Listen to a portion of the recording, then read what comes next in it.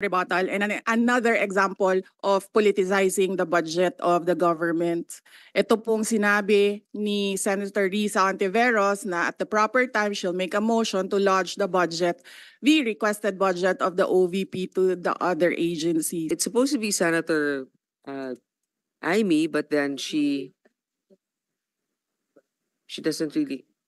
Okay, then Senator Risa is now recognized. She's just catching her breath because she came from two other obligations. One is the Commission on Appointments and another hearing. Thank you. Salamat po, Chair, at magandang hapon po sa lahat, mga kasama ko sa Senado at yung OVP family. Dalawang tanong lang po, Chair, para ngayong araw. Una po, I note that a huge chunk of the OVP's 2025 operations budget, 1.909 billion pesos, will be used for the delivery of socio-economic programs, such as one, medical and burial assistance program. This supplements other healthcare programs of the government to assist indigent individuals and families. For 2025, 771.445 million will be allocated for the program. Sa loob niyan, 600 million pesos for medical assistance and 171.445 million for burial assistance, which are, Madam Chair, very similar to the medical assistance to indigent or financially incapacitated patients program o MAIF-IP of the DOH. And DSWDs, Assistance for Individuals in Crisis Situations, or AICS. Pangalawa, disaster operations, which aims to provide relief goods to disaster-stricken areas not commonly reached by other agencies. Para doon, 101.644 million pesos. And is also similar doon naman sa disaster risk management program of the DSWD. Third, relief for individuals in crisis and emergencies, or providing food boxes or food items to families who are ineligible for OVP's other services. So 50 million pesos, which is also similar to DSWD's AICS. And last, Magnegosyo Taday, livelihood assistance for those with entrepreneurial skills, 150 million pesos, which is also similar to DOLE's naman, Integrated Livelihood Program o DLIP. So, ang tanong ko po dito, Madam Chair, anong nag-lead sa OVP na mag-consider na i-launch yung ganitong programs? May ginawa bang studies para suportahan yung pagkakaroon ng ganitong programs na parallel naman sa katulad at existing programs ng iba't iba nating line agencies, Madam Chair? Yes, Madam Chair. Thank you. Noong ako po ay nangampanya, tatlo lang po yung sinabi ko na plataforma. Una po, trabaho. Pangalawa po, edukasyon. At tatlo, mapayapang pamumuhay para sa ating mga mamamayan. Nung pumasok po kami sa Office of the Vice President, tiningnan po namin ang mga pinakamaraming requests ng ating mga kababayan. Una-una po, ang lagi po naming natatanggap na request ay medical and burial assistance. Pangalawa po ay financial assistance. Pangatlo, lagi silang humihingi ng tulong sa pagkain. At pang-apat, very recently sa tali ng mga requests, no? Yes, sa tali ng mga requests is yung educational assistance na sinasabi ng mga kababayan natin. Sinasabi namin lagi sa kanila, libre naman yung public schools. Ngayon ay libre na rin yung higher educational institutions. Pero sinasabi nila nahihirapan kasi sila sa plete, nahihirapan sila sa pabaon ng mga bata at sa pagkain ng mga bata. Kaya meron kaming bago, ito yung educational assistance. At ang panghuli naman, lagi naming natatanggap na request galing sa ating mga kababayan ay kapag sila ay naging biktima ng disaster, whether man-made or natural disasters. So sila po ay lumalapit sa Office of the Vice President. Totoo po, merong mga ibang local government units at ibang national government agencies na ganito po ang kanilang programa. Pero po, nung ako ay umupo as a Vice President, I took an oath And doon sa oath, I said that I will do justice to every man. So hindi po kami pwedeng humindi sa mga tao na humihingi ng tulong, lalong-lalo na ay kaparte ng gobyerno ang Office of the Vice President. Salamat, VP, Madam Chair. Sabi nga ng VP, Madam Chair, libre na yung public school, libre na rin yung higher education, bagamat ni-note nila na sinasabi ng mga nagre-request na nahihirapan pa rin sila sa ilang mga programs na nakalodge sa ilalim ng libreng edukasyon na iyan. Kaya nga kinonsider nilang mag-launch ng ganitong mga katulad na programs.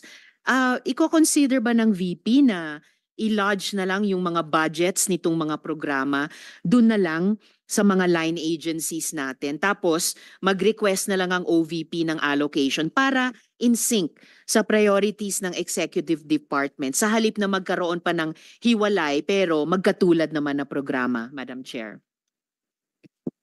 Madam Chair, we only submit the budget and we leave it to the discretion of all the members of Congress to decide on the budget. We can only propose a budget for the Office of the Vice President. Pero magbibigay po ako ng halimbawa kung ganun po ang gagawin natin. Tulad po ng AIX ng DSWD. Kapag meron po kaming nire-refer o binibigyan ng endorsement ng AIX sa DSWD, kadalasan po nasagot sa amin ay hindi pwede dahil galing yan sa Office of the Vice President at kalaban yan. Minsan po, totoo yan na pupolitika ang assistance para sa ating mga kababayan. Kaya po, uulitin ko, ang mga tao naman kasi hindi sila tumitingin sa politika. Tumitingin lang sila na itong opisina na ito ay opisina ng gobyerno at pwede kaming humingi ng tulong doon. And so I go back to the oath that I shall do justice to every man at kaya po kami nandito at kaya po kami merong mga ganito na mga projects sa Office of the Vice President. Salamat VP, Madam Chair. Wini-welcome ko yung sinabi nila na the VP would leave it to the discretion of the members of Congress. Medyo nagitla ako nung sinabing minsan pag may nire-refer ang OVP para sa AIX, ang feedback ay kalaban niyan. Dahil Madam Chair, I believe tayo sa Kongreso when we appropriate the budget, merong implicit na assumption tayo doon na pagkatapos, in the exercise of our oversight function, yung parehong level ng professionalism we demand of ourselves ay presumption of regularity, ina-expect natin sa lahat ng members ng executive, lalo na when they are working together. Kaya, gaya ng sinabi ko kanina, wini-welcome ko yung sinabi ni VP na they would leave it to the discretion of the members of Congress, and tayo naman ay hindi tayo bibitaw sa mahigpit nating pag-ensure na these programs be implemented by the appropriate agencies o kahit in collaboration with each other na naaayon talaga sa tamang standards above partisan politics. And therefore, at the proper time, Madam Chair, gagawa ako ng proper motion para i-lodge yung budgets ng mga programang ito sa line agencies na may klarong opportunity for OVP na mag-request for allocation as for other offices in the executive. Yung huling tanong ko sa ngayon, Madam Chair, for 2025, one of the OVP's programs, Pagbabago Campaign, 1 Million Learners and Trees, involves the provision of bags to 1 million learners in remote communities while initiating tree planting activities. This gets an appropriation of 100 million pesos. Part of this campaign is an allocation of 10 million pesos for the distribution of Isang Kaibigan books, a children's book authored by the VP.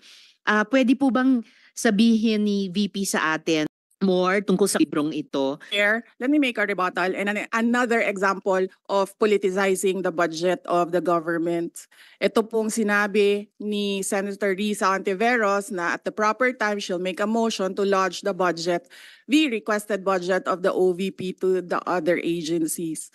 Let me just quote Senator Risa during the Akbayan Congress. Alam ko po na ang daming kalat ni Duterte na hirap tayong linisin. Ang kadiliman noong panahon niya ay talaga namang nanuot sa ating lipunan para mansa na napakahirap tanggalin. At habang ang anak niya ay may kapangyarihan pa, hindi magiging madali ang ating laban.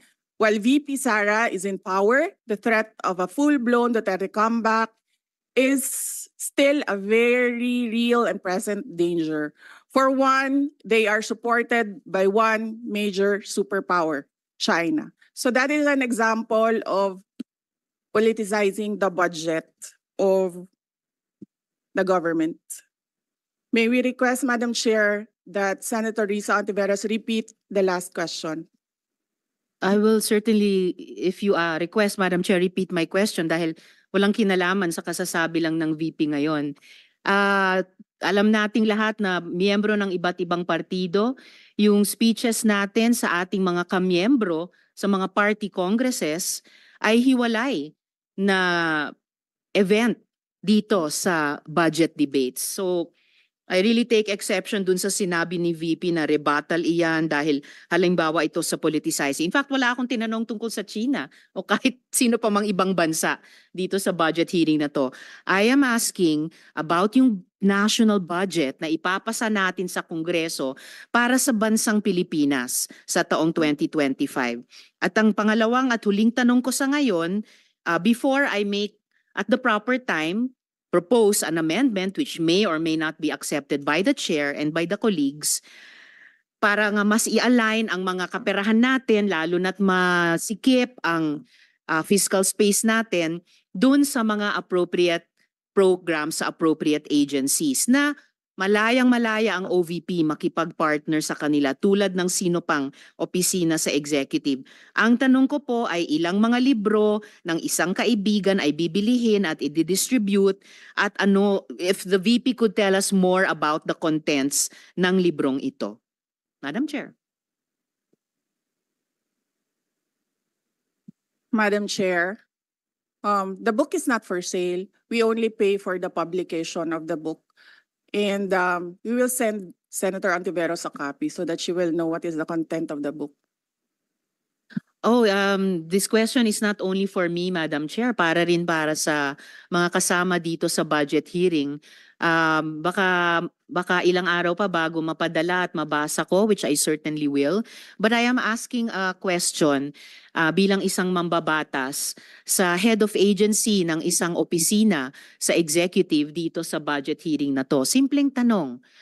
Tell us more about the book, isang kaibigan, at ilang kopya nito ang bibilihin ng gobyerno sa halagang 10 milyong piso at i-distribute sa kasama ng mga bags sa 1 million learners sa remote communities, Madam Chair. Madam Chair, this is an example of politicizing the budget hearing through the questions of a senator. Ang problema niya kasi, nakalagay yung pangalan ko doon sa libro. At yung libro na yan, ibibigay namin doon sa mga bata. At yung mga bata na yan, may mga magulang na boboto. At yung pangalan ko ay nagkalat doon sa kung saan man ibibigay yung libro. Madam Chair, we commit to send tomorrow everyone in this room a copy of the book. Madam Chair, hindi ko maintindihan yung ugali ng ating resource person. It is a simple question. Paulit-ulit na this is politicizing. Ang VP ang nagbanggit ng salitang boboto. Wala akong sinabing boboto. I'm simply asking, hindi ko ma-imagine we're making so much trouble, so much fuss about a 10 million peso item na itinatanong ko lang simpleng, what is the book about? At ilang kopya ang bibilihin ng gobyerno sa halagang 10 milyong piso at i-distribute. I don't appreciate this kind of attitude, Madam Chair. Usually, ang resource persons natin ay nagbibigay ng parehong institutional courtesy sa legislature na ibinibigay natin sa executive. I don't appreciate this kind of Senator attitude. Tolentino, do you have Madam Chair? Madam Chair. Yes, Madam Chair. Hindi ko rin maintindihan ang ugali ni Senator Risa Ontiveros, and I do not appreciate, ano yung sinabi niya? I do not appreciate this kind of behavior and attitude. Madam Chair, noong 2016, tumatakbo si Senator Risa Ontiveros na senator, nakailang talo na siya. So, Dalawa, Madam Chair. okay, dalawa. Natatakot siya sa pangatlong talo niya, kaya pumunta siya sa Davao. Humingi siya ng tulong. Tinulungan siya ng isang kagawad ng Davao na ngayon hindi na siya sinusuportahan. Humingi siya ng tulong sa akin, thinking na hindi mananalo si President Rodrigo Duterte. Kinausap niya ako ng kinausap doon sa law office ko sa Davao City. Sabi ko sa kanya, o sige, tutulungan kita. Chinika niya ako ng chinika. Tapos umalis siya. Siyempre, hindi naman siya tumutulong kay Pangulong Duterte. Hindi din totoo yung sinabi ko na tutulungan kita. Tinext niya ako. Pwede ba akong mag-follow up sa hinihingi kong tulong sa boto dyan sa Davao City? So sabi ko sa kanya, okay, sige. So, tinawagan ko at sinabihan ko at pinakiusapan ko ng pinakiusapan si former Congressman Milen Garcia. Sabi ko sa kanya, Kong, tulungan mo ito. Bigyan mo na lang ng ilang barangay mo at ilang mga leaders mo. Ayaw pa siya tulungan ni former Congressman Milen Garcia. Pinakiusapan ko ulit, Kong, please tulungan mo na lang. Nanalo na siya at nung nanalo siya, anong ginawa niya? Siya ang pinakaunang umatake kay President Rodrigo Duterte. Anong tawag sa ugaling ganito? With due respect to our resource persons and also our colleagues, I think this doesn't really. I understand there's history among all of us here, but I think that we should really stick to the budget. And I think this is just being very objective. I would like to ask also, since we're going to be furnished a copy tomorrow, we can look at it and evaluate what the content of the book is. But maybe just a general, we won't ask line by line, ano ba yung libro na yan? But tell me, is it for good manners and right conduct? That's fine. Is it science? Is it history? So maybe just a general one, so we can just answer it. Because I understand that every office will have its own advocacy and initiative. So, but then, I don't think it's also wrong for us to be curious what it is about. So just a general one. Any of the undersecretaries can tell me what the topic of the book is? Is it history? What is it? Madam Chair, the explanation is in the title, Isang Kaibigan. It's about friendship. Okay. Then that's for the record. It's about friendship. Madam Chair, just a last point. Okay. So kung sana ganun yung naging sagot sa simula pa, 'di ba? Napakasimple. Simpleng tanong, dapat simpleng sagot. Nagkwento pa ng kwento na sinabi dati na walang kinalaman sa tanong ko.